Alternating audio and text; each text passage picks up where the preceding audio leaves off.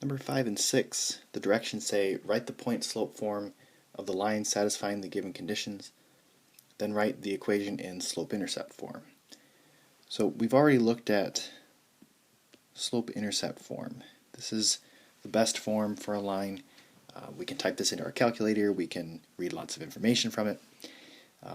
So this is actually still our end goal, but we're going to be looking at a different form of the line, which is point slope.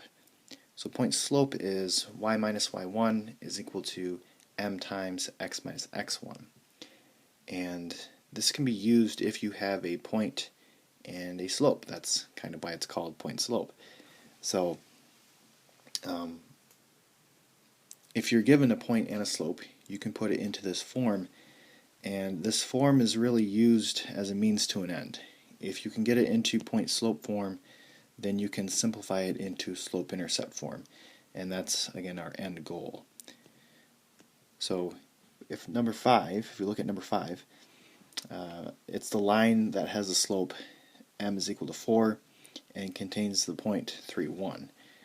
So if you want to label this as your x1 and your y1, if I write this in point slope form,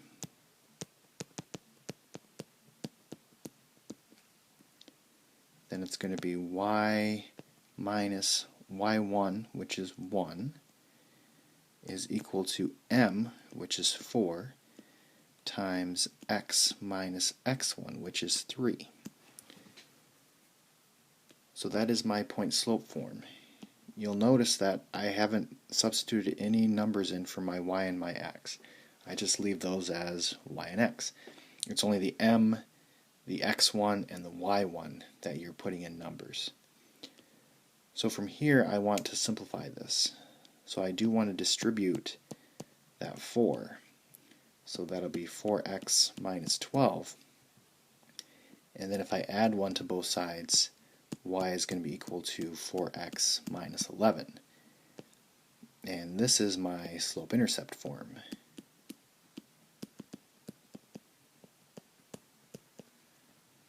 So the point-slope form is a good way, or a good start, to get into slope-intercept form. Let's do another one. Let's look at number 6. So the line has the slope m is equal to negative 6, and it contains the point negative 2, negative 4. So my x1 is negative 2, my y1 is a negative 4. So if I do point slope form, which again is y minus y1 is equal to m times x minus x1, then this is going to be y minus minus 4 is equal to negative 6, x minus a minus 2. So a lot of double negatives here. Let's simplify that. This will be y plus 4 is equal to negative 6, x plus 2. Then if I distribute the negative 6, y plus 4 is equal to negative 6x minus 12. And then if I subtract 4 from both sides, because I'm trying to get y by itself, this will be y is equal to negative 6x minus 16. And that's my final answer in the slope-intercept form.